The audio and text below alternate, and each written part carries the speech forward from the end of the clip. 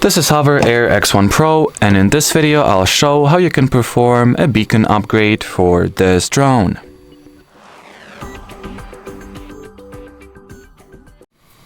So in the beginning you will obviously need to launch the proprietary HOVERAir X1 mobile app, then connect your drone to it or make sure that it is connected, then go into the Me section here at the bottom, select Beacon Upgrade and press the Download Firmware Package button.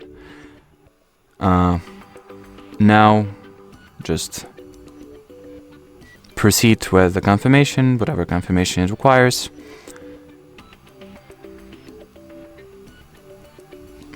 And then simply wait for the update to be first downloaded and then applied or installed, should I say.